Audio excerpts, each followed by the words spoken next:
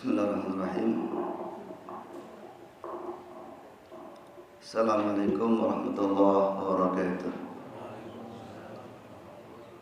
Bismillahirrahmanirrahim.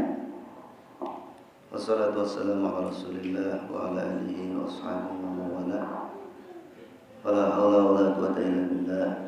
Allahumma salli wa sallim ala sayyidina Muhammadin wa ala alihi wa ashabihi ajma'in. Subhanallah bihamdihi astaghfirullah wa atubu ila rabbi sahli sadri yassir amri wa hlul 'uqdatam min lisani yafqahu qawli rabbi zidna ilma warzuqna fahman ila hadratin nabiy mustafa Muhammadin rasulullah sallallahu alaihi wasallam ila jami'il malaikatil muqarrabin wa ila jami'il anbiya wal mursalin wa ala alihi wa ashabihi ajma'in wa ila jami'i masyayikhina jami'i abaina ummahatina wa ajdadina wa jaddadina wa azwajina wa dhurriyyatina ولجميع المسلمين والمسلمات والمؤمنين والمؤمنات الأحياء منهم والأموات إلى جميع أجدادنا في الدين والدنيا والآخرة شاهدنا إلينا ولهم الفاتحة. أعوذ بالله من الشيطان الرجيم. بسم الله الرحمن الرحيم.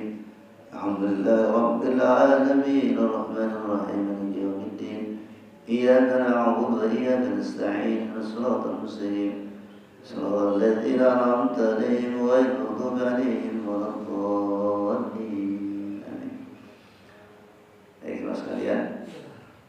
Jadi ini pada hari ini temanya adalah hikmah hamil. Tapi bukan hamil sembarang hamil. Hamil yang menjadikan hak kita tergolong orang yang paling cerdas. Baik, kita mulai dulu dari sebuah hadis. Nanti ada beberapa ayat-ayat yang kita gali juga. Ini ada hadis kalau dikatakan sanadnya itu dari ayah sama anak. Yang pertama dari ayahnya itu Sayyidina Umar bin Khattab. Jadi ketika itu beliau menghadap kepada Nabi bersama sahabat yang lain. Kemudian antara lain beliau bertanya kepada Nabi,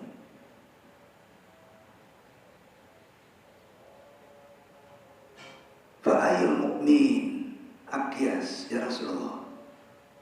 Jadi beliau bertanya, "Wahai Rasulullah, siapa seorang mukmin yang paling cerdas?" Qala, maka Rasul jawab, "Aksaruhum lil mauti dzikran." Orang yang paling cerdas itu adalah orang yang paling banyak mengingat kematian. Wa ahsanuhum lima ba'dahu istiddadan. Dan paling bagus di dalam mempersiapkan kehidupan setelahnya. Jadi mempersiapkan bagaimana kehidupan setelah kematian itu dengan sungguh-sungguh. Maka kata Rasulullah, ulaika al-aqyas. Itulah orang yang paling cerdas. Orang yang paling banyak mengingat kematian dan kemudian paling bagus. Nah, ini ada kata-kata paling bagus. Paling bagus di dalam mempersiapkan setelahnya, setelah kematian. Kemudian anaknya yaitu Ibnu Umar, kata beliau, "Ataitun Nabi sallallahu alaihi wasallam asyira asyratin." Kami mendatangi Nabi bersama 10 orang. Ada 10 orang. Faqala rajulun minal ansor, maka kemudian berkata seorang laki-laki dari Ansor, "Man aqyasun nas wa akramun nas ya Rasulullah." Ini kata Ibnu Umar, siapa orang yang paling cerdas dan yang paling mulia? Dia bertanya, siapa yang paling cerdas dan yang paling mulia ya Rasulullah? Faqala aksaruhum dzikrul maut wa syadduhum istidadan lahu ulaika humul aqyas. Jawabannya sama. Yang bertanya beda, anak sama bapak.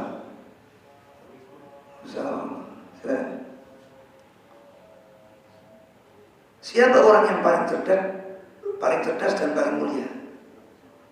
Maka Rasul menjawab, adalah yang paling banyak mengingat kematian dan paling sungguh-sungguh di dalam mempersiapkannya. Tadi yang bapaknya, yang paling cerdas itu orang yang paling banyak mengingat kematian dan paling bagus di dalam mempersiapkan kehidupan setelahnya.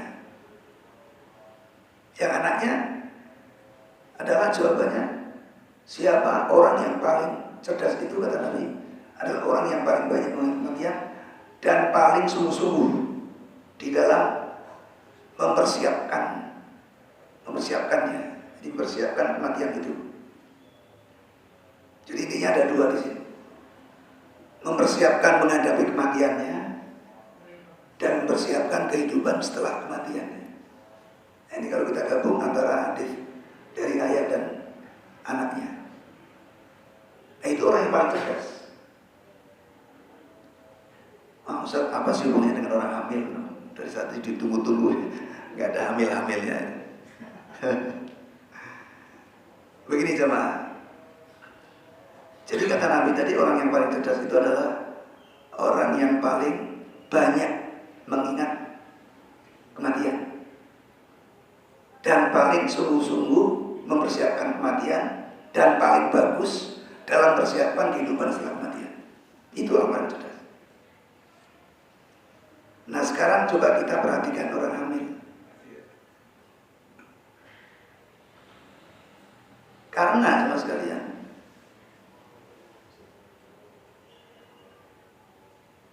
untuk kita bisa mengingat kematian dan mempersiapkan kematian dan mempersiapkan kehidupan setelah kematian, itu tidak gampang untuk ditaruh di otak kita dan tidak gampang untuk ditanam di hati kita.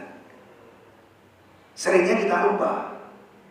Seringnya yang kita ingat siang malam adalah karir kita, rumah kita, mobil kita, anak kita, istri kita. Itu yang siang malam kita pikirkan. Itu nggak bisa lepas, udah otomatis. Tiap hari yang dipikirinnya itu.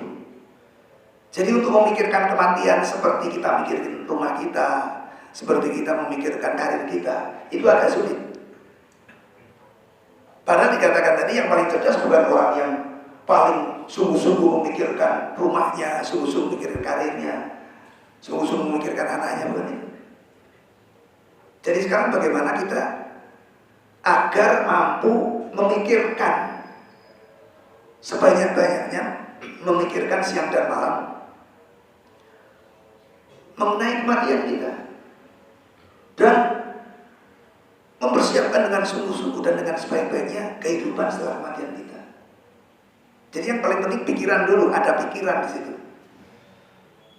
Saya kepikiran anak saya tadi berangkat sekolah, lupa nggak bawa uang jajan misalnya.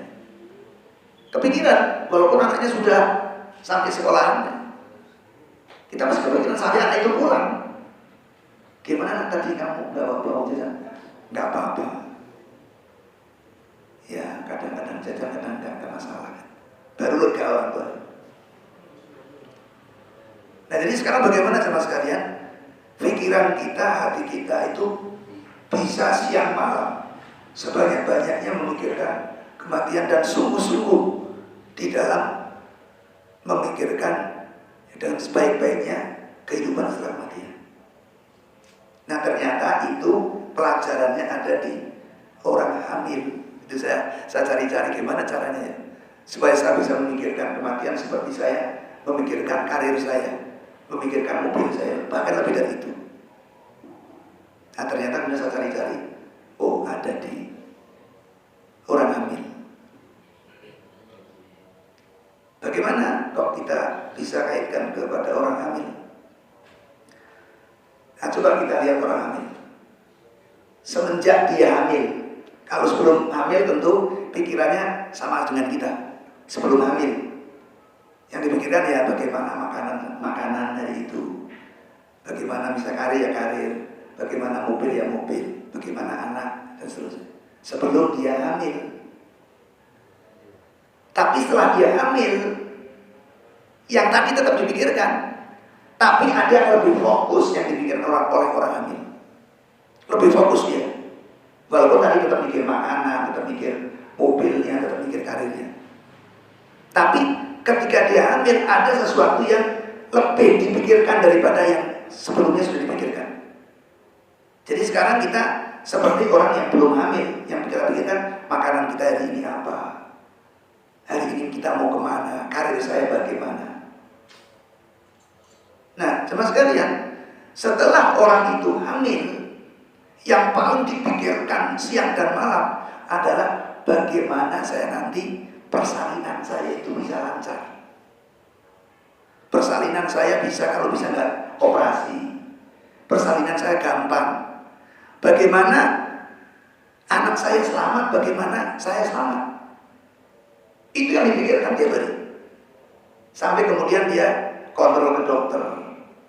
Ada yang seminggu sekali, gimana perkembangan bayi saya, bagaimana kesehatan saya, bagaimana saran dokter, apa yang harus saya lakukan, makanan seperti apa yang bagus untuk orang hamil. Siang dan malam.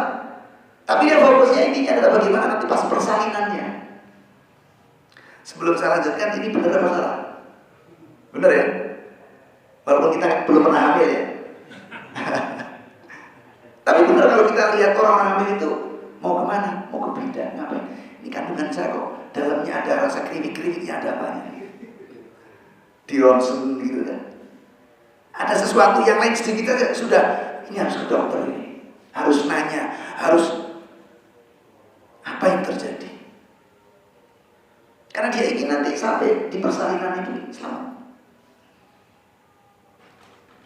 Nah, apa kata ini, ada seorang sahabat yang memang termasuk sahabat yang paling cerdas dalam arti kecerdasan otaknya. Tapi juga dia termasuk orang yang paling cerdas dalam arti hadis tadi. Apa kata beliau, Abu Yasir? Kafa bil mauti wa'idhan wa kafa bil yaqini ghina wa kafa bil ibadati syuhran. Apa kata beliau? Cukuplah kematian sebagai nasihat. Cukup kematian sebagai nasihat. Artinya Pak, ini Abu Yasir ini sudah maksud apa yang dikatakan Rasulullah, bahwa orang yang paling cerdas itu orang yang siang malam memikirkan persalinan, memikirkan kematian. Nah, hubungan kita dengan orang hamil, teman sekalian, kita ini ternyata sesungguhnya lebih daripada orang hamil yang biasa kita perhatikan tadi. Yang setelah hamil, siang dan malam dia memikirkan persalinan bayinya. Terus kita hamilnya seperti apa?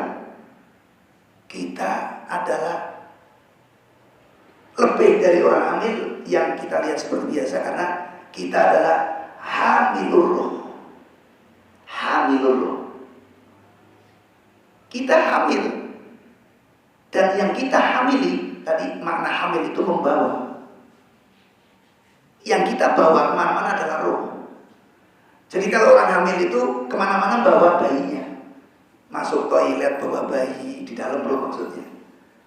Keluar toilet bawa bayi, ke pasar bawa bayi, tidur bawa bayi. Maka disebut orang hamil. Kalau bayinya nanti udah keluar, sudah nggak hamil lagi. Walaupun mungkin kadang dibawa, kadang enggak, kadang digendong, kadang ditaruh. Tapi sudah nggak ada dalam dirinya lagi, sudah nggak ada di dalam dirinya.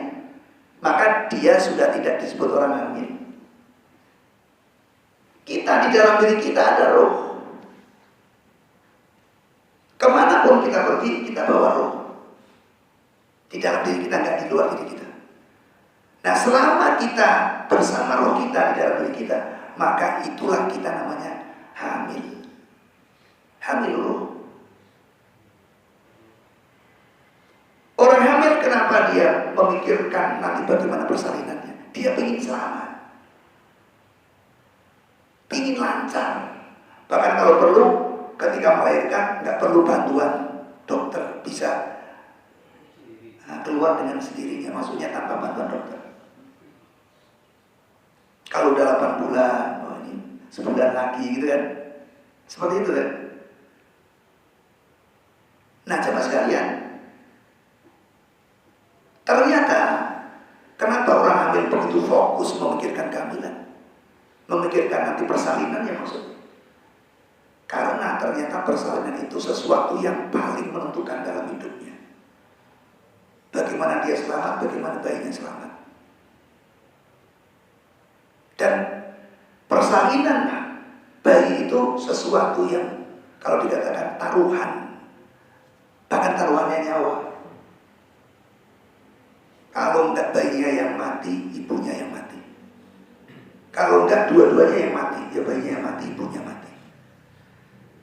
Ini kebetulan saya punya seorang jamaah masih muda, hamil pertama. Beliau duitnya banyak, sehingga kontrolnya ke dokter-dokter yang mahal, spesialis dan yang mahal, yang memang ilmunya mumpuni, pengalamannya luar biasa. Dari awal hamil, periksanya luar biasa, ketat, makanannya juga ketat, olahraganya. Apa yang perlu dilakukan supaya nanti pas persalinannya itu lancar. Tapi apa daya, Allah punya rencana lain. Setelah masanya, dua-duanya wafat. Bayinya wafat, nah, ibunya wafat. Padahal persiapannya sudah luar biasa.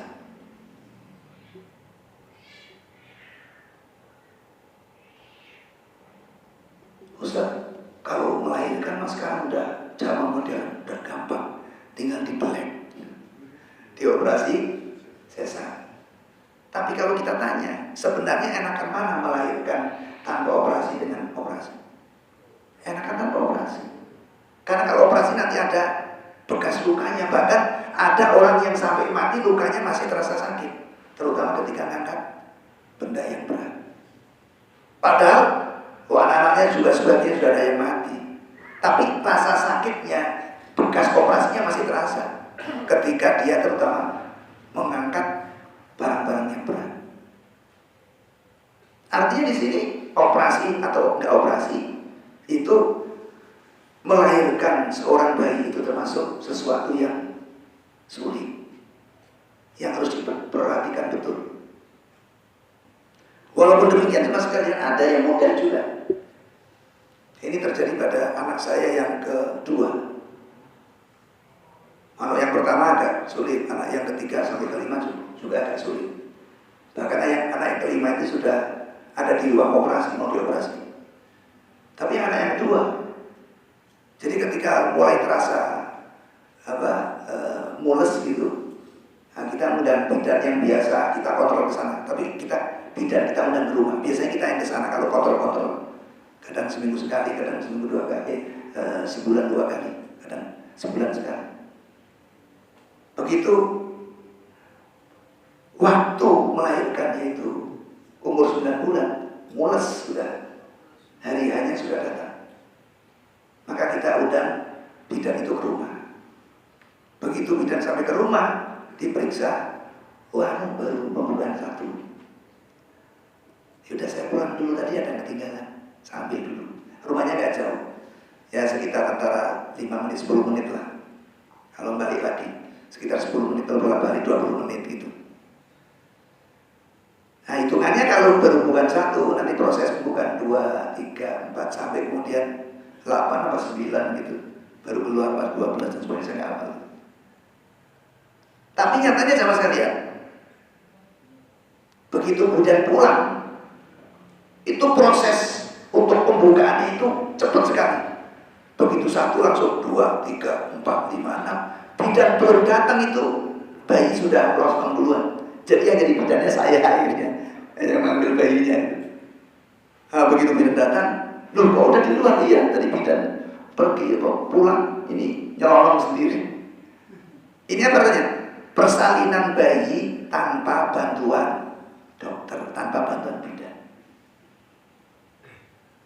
jemaah sekalian, persalinan roh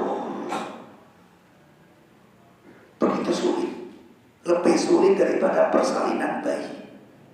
Jadi kita hamil roh, nanti kita akan ada persalinan roh. Kalau persalinan bayi, ukuran normalnya 9 bulan, ukuran normal. Kalau persalinan roh, ukuran normalnya adalah umurnya Nabi. Kata Nabi, umur umatku standarnya umurku. Ada yang lebih sedikit atau kurang sedikit, standarnya itu. Jadi kalau Nabi itu umurnya 60-an, standar umur roh kita dalam diri kita, badan kita adalah antara kurang sedikit 50-an, berarti lebih sedikit 70-an. Artinya kalau kita sudah umur 50-an, berarti kita sudah mendekati masa persalinan.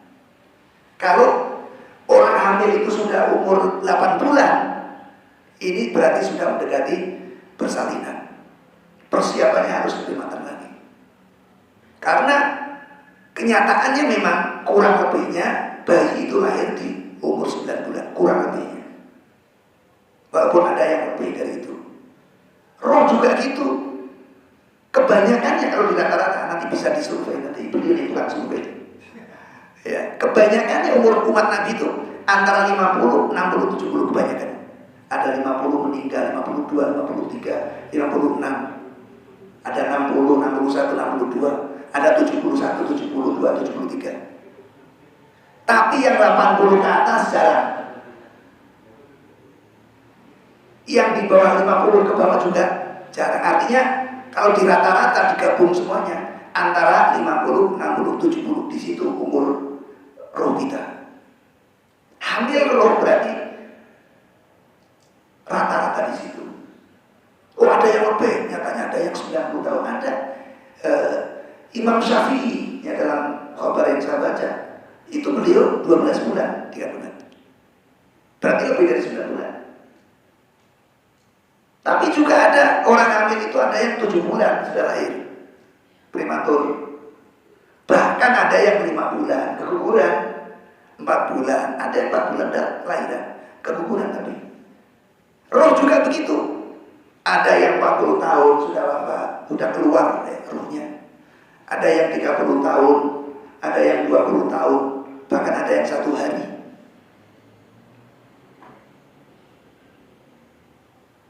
Nah, jemaah sekalian, kalau hamil kita lihat itu ada dibagi 3. Hamil biasa seperti ibu kita, hamil biasa. Persalinannya yang seperti itu biasa. Yang kita lihat ada yang operasi, ada yang sesar. Hamil yang kedua adalah hamil yang luar biasa. Contohnya adalah hamilnya ibunya Nabi Yahya. Berarti istrinya Nabi Zakaria. Kenapa dikatakan hamilnya luar biasa?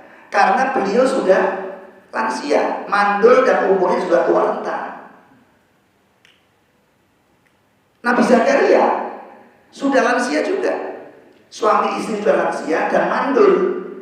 Istrinya mandul, Zakarianya lansia, tapi hamil. Ini luar biasa, hamil. Maka jangan sekalian yang perlu kita perhatikan, kalau hamil biasa, ya sulit juga melahirkan, perlu bantuan dokter tadi. Walaupun ada juga yang tanpa bantuan dokter tadi, seperti anak saya yang kedua. Hamil yang luar biasa, ini lebih sulit persalinan bayinya dibanding dengan hamil yang biasa. Kenapa lebih sulit? Karena ini udah lansia, ibunya udah lansia. Kita bayangkan bayi yang sebesar itu harus keluar dari lubang yang sekecil itu. Ada nggak yang belum tahu lubangnya? Sudah tahu semua ya? Oh, belum tahu, ya sudah kita kasih tahu. Bayi yang sebesar itu harus keluar dari lubang yang sekecil itu. Tapi orang yang hamil biasa itu lubangnya masih elastis, di bahasa beliau ini elastis. Walaupun lubangnya kecil, tapi masih elastis.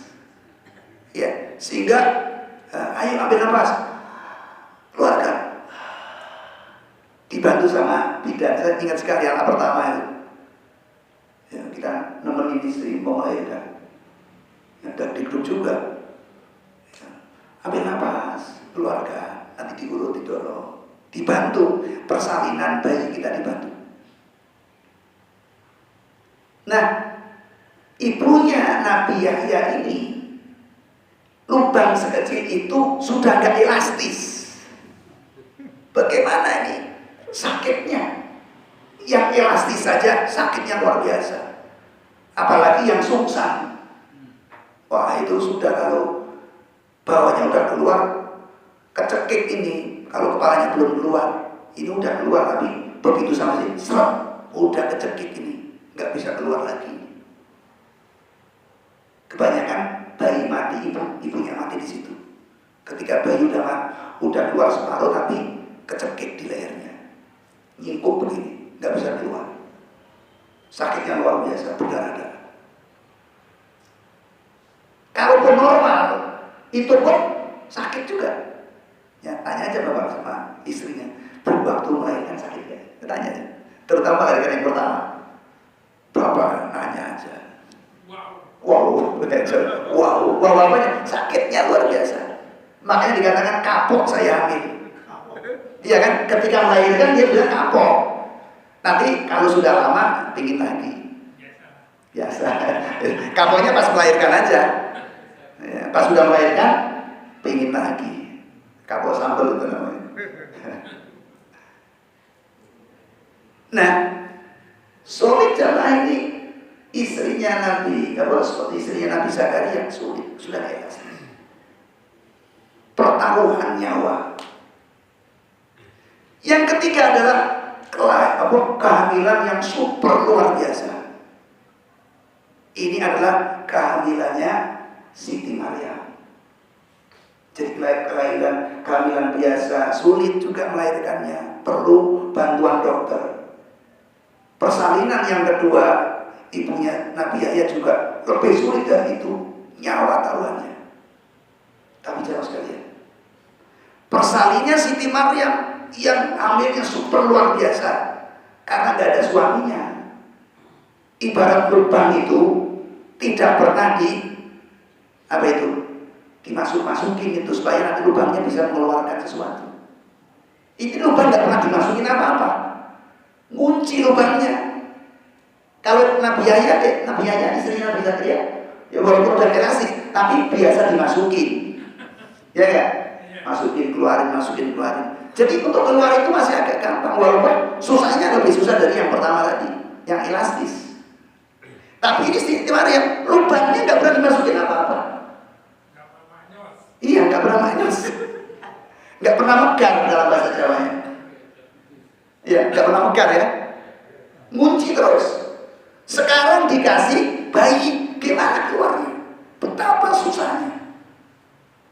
Kita lihat sama sekalian dalam ayat ini, baru masuk ayat ini. Tadi cerita-cerita, tapi itu pengantar yang sangat penting.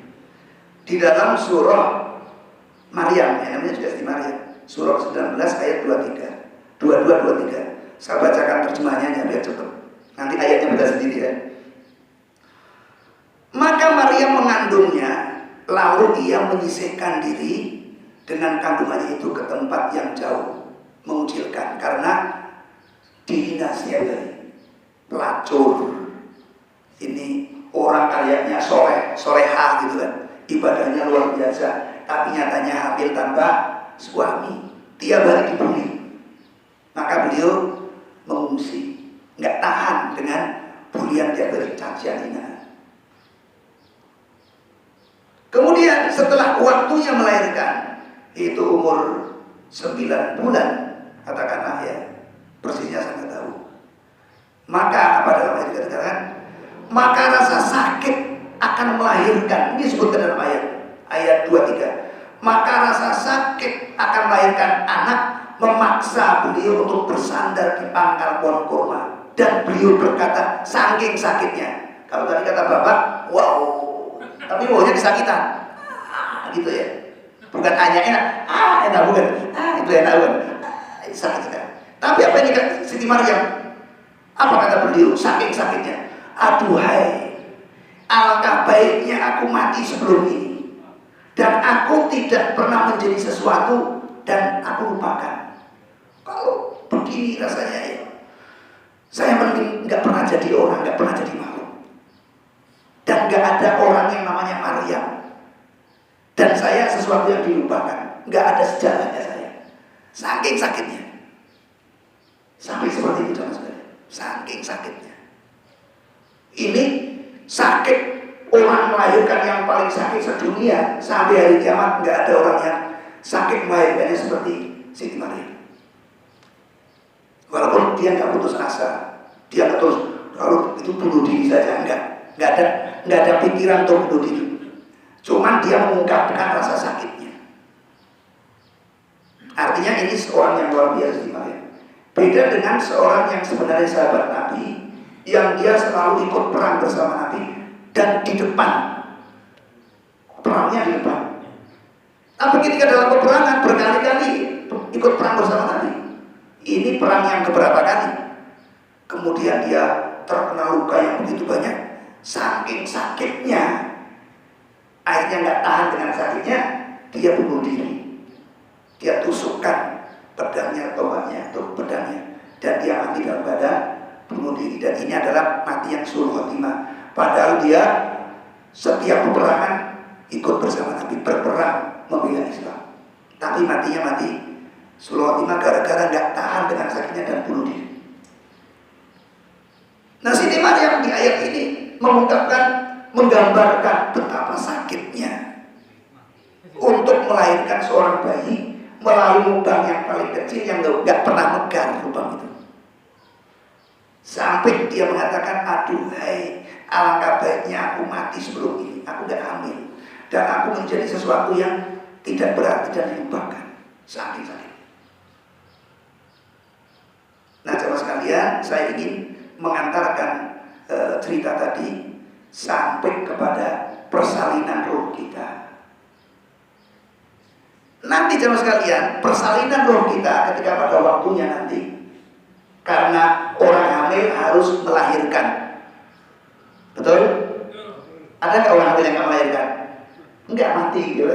Maksudnya di sini kalau orang melahirkan, orang hamil. Lah kita hamil roh, kita harus melahirkan, kita harus persalinan, masa persalinan. Disebut dalam ayat kullu nafsin dha'iqatul maut. Orang hidup harus mati. Orang hamil harus melahirkan pada waktunya. Orang hidup harus mati, rohnya harus keluar dari dirinya. Bahkan roh keluar dari diri kita dengan lubang yang lebih kecil daripada lubangnya bayi. Kita cuma punya pori-pori yang lubangnya kalau disentuh dengan tangan itu tidak ada lubangnya. Roh kita harus keluar dari lubang yang sangat kecil lagi. Sementara gedenya roh kita ya sama seperti gedenya tubuh kita. Gampangnya seperti itu. Dan keluarnya roh itu digambarkan oleh hadis-hadis Rasulullah jauh berlipat-lipat daripada sulitnya kelahirannya atau masa kelahirannya waktu Siti Maryam itu melahirkan. Lebih sulit dari orang hamil biasa, lebih sulit dari orang yang hamil luar biasa, dan lebih sulit berlipat-lipat dari hamil yang super luar biasa tadi. Lebih sulit dari itu. Maka bagaimana bisa seorang yang hamil yang sebenarnya sulit tapi nggak terlalu sulit, dia setiap hari memikirkan bagaimana saya nanti melahirkan dengan cara yang gampang, yang mudah. Padahal tingkat kesulitannya nggak seberapa. Sementara kita yang sekarang hamil roh, yang nanti tingkat persalinan rohnya ini luar biasa sulitnya, kok nggak memikirkan apa nanti yang akan terjadi. Nah, teman sekalian, dengan cara kita menyandarkan pada orang hamil, kita dapat pelajaran dari orang hamil. Oh, kalau begitu saya harus kontrol ke dokter. Orang hamil harus kontrol ke dokter, ada seminggu 2 kali, sebulan 2 kali, ada yang sebulan sekali. Supaya apa? Nanti pas melahirkan itu gampang. Di mana di dalam satu hadis dikatakan lakinu mautakum. Apa artinya? Talkinlah orang yang mau mati. Maksudnya bantu persalinan roh. Ditalkin supaya nanti pas keluarnya lebih mudah, dan setelah keluar enak. Dokter dan bidan tujuannya adalah untuk menalkin bayi supaya keluarnya lancar. Apa kata bidan tadi? Ambil nafas, keluarkan nafas, santai dulu. Itu seorang bidan yang menemani orang hamil melahirkan. Nah, dokternya orang yang mau persalinan roh dalam hadis diutamakan adalah keluarganya. Kalau ada di antara keluargamu yang akan wafat sakaratul maut, maka temanilah dan bimbinglah untuk mengucapkan kalimat la ilaha illallah. Jadi kalau bidan itu tadi nalkinnya ambil napas, keluarkan, ambil napas, keluarkan sambil diurut-urut. Kalau kita nemani orang yang mau sakaratul maut, menalkinnya adalah dengan membisikkan kalimat la ilaha illallah, dibimbing supaya nanti rohnya bisa keluar dengan selamat. Karena pertemuan yang lalu sudah kita sampaikan di dalam surah Asy-Syu'ara, surat yang ke-26 di ayat 88-89 dikatakan, pada waktu persalinan roh semuanya celaka, kata Allah. La yanfa'u malun wala banun, enggak ada gunanya duitmu, enggak ada gunanya karirmu, enggak ada gunanya jabatanmu ketika persalinan roh itu. Illa man atallah biqalbin salim, kecuali orang yang datang pada hari itu dia dalam keadaan hati yang selamat. Ini pada waktu yang ada disampaikan. Perbedaan dengan orang hamil bayi dengan hamil roh, perbedaannya, walaupun orang yang hamil bayi itu ada yang celaka, ada yang mati tadi, bayinya mati, ibunya mati, lebih banyaknya selamat. Jadi kalau orang hamil bayi kebanyakannya selamat, walaupun ada yang celaka juga. Buktinya apa? Tanah kosong semakin habis.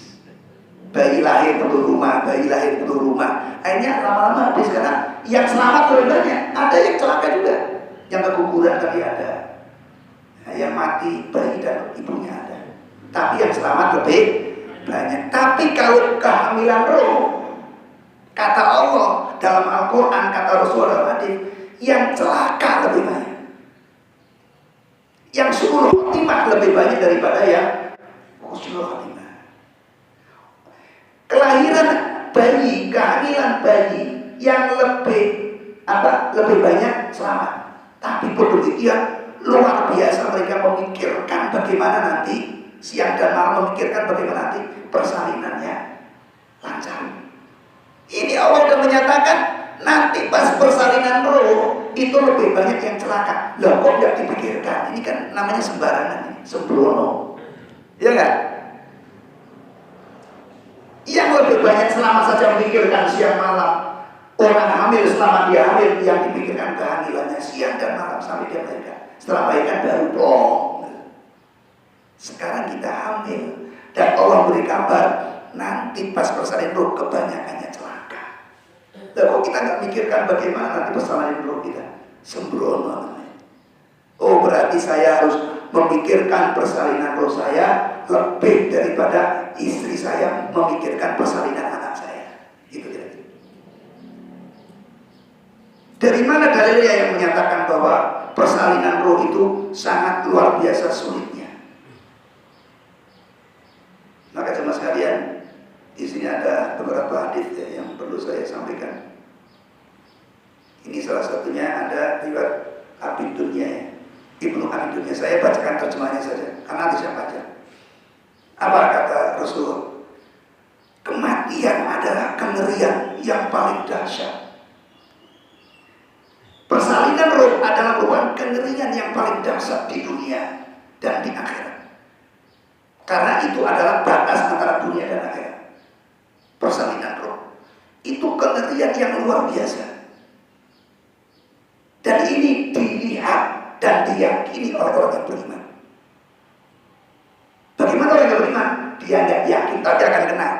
kengerian kematian itu tidak tergantung orang yakin apa nggak yakin. Saya nggak yakin kalau orang hidup itu harus mati. Kamu yakin ya kamu mati, kamu nggak yakin kamu mati tetap. Gitu kira-kira. Saya nggak yakin tetap aja kamu mati. Saya nggak yakin dengan kengerian sakaratul maut. Kamu yakin ya kamu akan merasakan, kamu nggak yakin ya kamu akan merasakan. Begitu. Kalau begitu berarti yang untung siapa? Yang yakin apa yang nggak yakin? Yang yakin kenapa? Karena kalau yang yakin akan persiapkan. Jadi untung. Kalau nggak yakin nggak persiapkan, tapi ternyata kejadian, nggak untung dia, rugi. Maka dikatakan wal qasri innal insana lafi khusri. Demi masa, demi waktu nanti akan terjadi perselisihan. Semua manusia dalam keadaan rugi, dalam arti binasa. Jadi mana wal qasri innal insana lafi khusri itu artinya semua manusia dalam keadaan rugi, bimakna celaka atau binasa. Banyak manusia, semua manusia celaka. Kecuali illalladzina amanu wa amilus sholihat. Kecuali orang-orang yang mempersiapkannya dengan baik, itu dengan cara beriman dan beramal soleh. Kita lanjutkan tadi kata Nabi kengeriannya. Kata beliau, kematian lebih menyakitkan dari goresan gergaji. Kata beliau, kata Rasulullah, kematian lebih menyakitkan dari goresan gergaji. Lebih menyakitkan daripada sayatan gunting. Lebih menyakitkan daripada orang kena air panas yang mendidih di bejana. Apa kata beliau selanjutnya?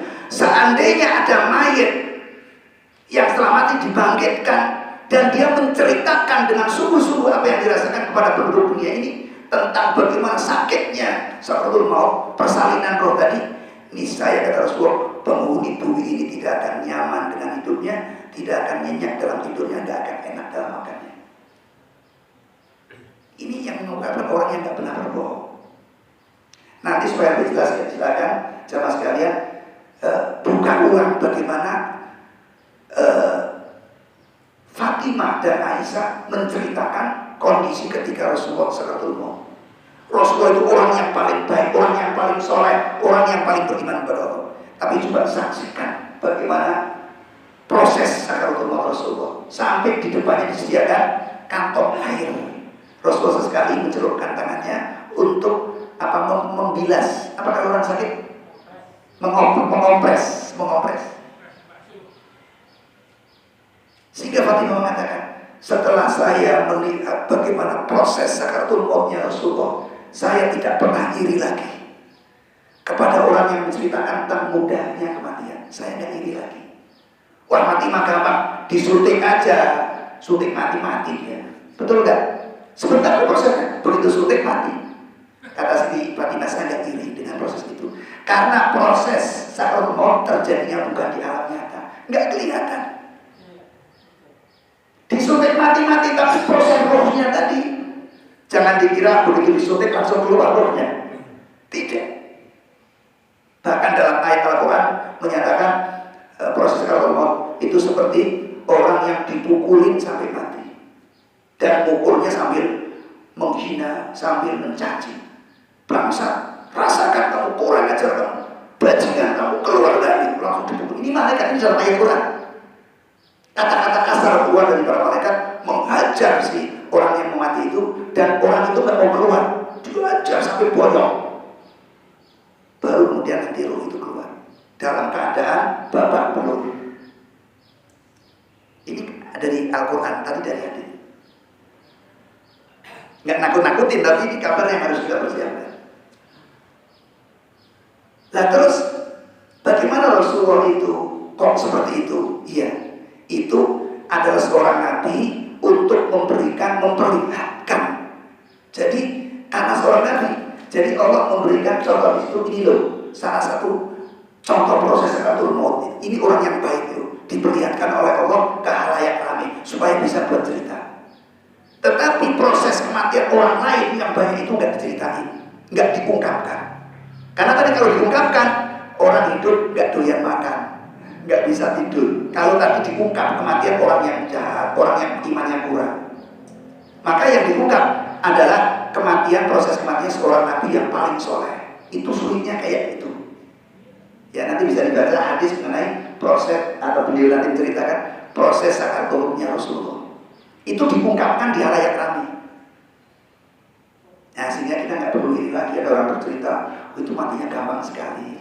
Nggak perlu kita iri. Kenapa? Allah telah memperlihatkan bagaimana proses kematian orang yang paling soleh.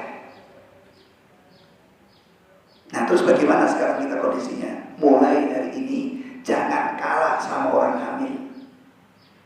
Pikirkan siang dan malam sampai roh kita keluar.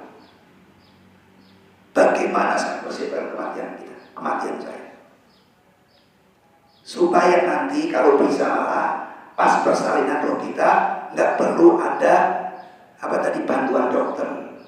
Rasulullah hakikatnya beliau nggak dibantu untuk mengungkapkan atau mengucapkan kalimat la ilaha illallah. Beliau dengan sendirinya beliau mengucapkan kalimat tahlil. Tidak ada dalam riwayat orang yang di sebelahnya, anaknya atau istrinya menalkin, tidak ada. Maknanya apa? Rasulullah mampu dengan sendirinya. Walaupun demikian, kemarin yang sudah kita sampaikan yang lalu, Ustaz Komarudin, seorang penalkin di rumah sakit Islam. Di rumah sakit Islam itu kalau orang mau wafat, sakaratul maut, beliau yang menjadi petugas untuk menalkin, membimbing orang yang mau wafat itu dengan kalimat la ilaha illallah. Jadi beliau dokternya begitu kira-kira. Dan kata beliau kemarin, dari 1000 orang yang sakaratul maut, cuma 70 orang yang mampu mengucapkan kalimat la ilaha illallah yang dalam bimbingan beliau. Jadi benar kan ayat tadi, kebanyakan manusia celaka. Ternyata dalam kejadiannya Ustaz Komarudin tadi sebagai petugas alken di rumah sakit Islam, dari 1000 orang yang bisa mengucapkan cuma 70 orang. Nah harapan kita masuk yang 70 itu. Dan syukur-syukur gak perlu ditalkin. Seperti anak saya yang kedua tadi, dokternya ada, tapi tadi Nabi Muhammad SAW ada di situ, ada Aisyah, ada Siti Fatimah. Tetapi keluarnya tanpa ditalkin, beliau bisa keluar sendiri. Ada tadi bidan, ada, semuanya ada, tapi bidan pulang malah lahir. Itu contoh yang paling gampang. Oh berarti nanti persalinan roh itu ada yang dia mampu mengucapkan la ilaha illallah dengan talqin, dengan bantuan dokter, bantuan bidan. Ada juga nanti seperti Rasulullah yang nggak perlu ditalqin, seperti Syaikhul Qadir Jailani nggak perlu ditalqin, beliau dengan gampangnya mengucapkan kalimat la ilaha illallah. Nah jadilah kita orang yang paling cerdas, yang nanti ketika persalinan roh kita menjadi orang yang selamat. Bagaimana caranya? Yaitu pertamanya gampang aja. Surat Al-Asr, wal asri, wal asri innal insana, atau kita supaya kita lebih mantap, kita baca bareng-bareng. Apa semua kan? Oke, kita baca bareng-bareng. Harapannya kita termasuk orang yang selamat insyaallah ya. Kita baca mulai dari tahun. A'udzu billahi minasy syaithanir rajim. Bismillahirrahmanirrahim. Wal 'asri innal insana lafi khusrin illa alladhina amanu wa 'amilus solihati wa tawasaw bil haqqi wa tawasaw bis sabr. Cara memikirkannya supaya kita termasuk orang yang nanti dalam persalinan roh itu termasuk orang yang selamat adalah illal ladzina amanu, memperbaiki iman kita. Dan memperbaiki iman gak ada caranya kecuali dengan ngaji. Gak ada. Perbaiki iman dengan cara yang lain gak ada. Cara satu-satunya untuk perbaiki iman, menjaga iman adalah dengan ngaji. Gak ada cara lain. Makanya Rasulullah mengatakan khairukum man ta'allamal Qur'an wa 'allamahu. Sebaik-baik kalian adalah orang yang mau ngaji dan mau ngajarin ngaji. Ya bahasanya gitu. Jadi kalau kita nggak ngajarin ngaji, ya belajar ngaji. Atau dua-duanya, ya belajar ngaji, ya ngajarin ngaji. Tapi minimal kalau kita nggak ngajar, kita ngaji minimal itu. Itu satu. Yang kedua adalah wa amilus sholihat. Usahakan selalu berbuat baik walaupun kecil. Kata Nabi, walaupun cuma yang bisa diberi adalah setengah biji kurma. Bukan satu. Ya, bukan satu, tapi kalaupun kita nggak punya apa-apa, minimal kita bisa memberikan setengah biji kurma. Kita berbuat baik kepada orang, walaupun cuma memberi 1 biji makanan kucing. Ya, Walaupun cuma bisa ngasih seteguk air anjing, ada nenek-nenek masuk surga gara-gara anjing. Walaupun cuma bisa ngasih seteguk, walaupun cuma bisa ngasih informasi, walaupun cuma bisa memaafkan, walaupun cuma bisa mendoakan, perbanyak kebaikan dan niatnya karena Allah. Kemudian yang ketiga adalah watawasau bil haqqi watawasau bis sabr, saling nasihat-nasihati. Ini loh, orang mati itu begini loh kondisinya. Dan masih panjang lagi, banyak sekali yang mengenai sakaratul maut sebagai penutup. Yang satu sekali lagi sebagai penutup, nanti bisa dibuka di dalam surah Al-Qiyamah ya. Nanti bisa dibuka, silakan dibuka surah Al-Qiyamah ini sebagai penutup hari ini, udah jam 6. Itu dari ayat 26 sampai ayat 30. Surat 75 ayat 26 30. Salah satunya di sini ada maknanya, dan ketika bertautnya antara betis kiri dan dengan betis kanan.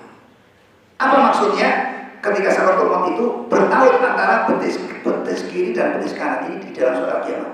Maksudnya adalah kesengsaraan jadi satu, berkumpul. Jadi yang dimaksud betis berkumpul jadi satu itu adalah itu kesulitan kumpul jadi satu. Jadi musibah-musibah yang terjadi selama ini, kehilangan HP, kena flu, dihina orang, jatuh kecomberan dan sebagainya, itu kesulitan-kesulitan itu akan jadikan satu dan itu akan dirasakan ketika sakaratul maut. Tetapi nggak usah khawatir, orang yang soleh di situ akan diringankan. Jadi nggak seperti tadi seperti digergaji seperti itu kalau nggak ada syafaat. Kalau ada syafaat, insya Allah ringannya. Jadi sebagaimana dalam hadis katakan, Iqra'il Quran fa innahu ya'ti yaumal qiyamati syafi'an yasfi. Terus kamu belajar di Quran, karena dia nanti akan datang ketika kita sakaratul maut, dia akan memberikan syafaat. Tapi kepada siapa Quran itu beri syafaat? Li ashabi, kepada orang yang cinta kepada Quran. Apa buktinya dia cinta kepada Quran? Buktinya punya waktu untuk Al-Quran. Waktunya habis buat dagang, waktunya habis buat nyari duit, waktunya habis buat nitikahi. Apa kata Allah? Nggak ada gunanya uangmu, nggak ada gunanya jabatanmu. Ketika itu yang berguna adalah hatimu yang salim, dan dialah ashabul Quran, dialah sahabat Al-Quran. Maka syukran ya Rabbi, syukran ya munzil Al-Quran. Terima kasih ya Allah, terima kasih Engkau telah menurunkan Al-Quran untuk kami, sehingga kami punya waktu untuk Al-Quran. Jadi yang paling kita syukuri dalam dunia ini bukan duit kita, bukan jabatan kita, bukan apapun yang kita miliki, tapi yang kita syukuri adalah, ya Allah, saya senang ngaji dengan Quranmu yang akan membantu ketika nanti aku persalinan roh. Ya, mudah-mudahan kita termasuk ashabul Quran insyaallah. Baik, demikian hari ini yang saya sampaikan, kurang lebih maaf. Semoga bermanfaat. Hadanallahu wa iyyakum ajmain. Wassalamualaikum warahmatullahi wabarakatuh.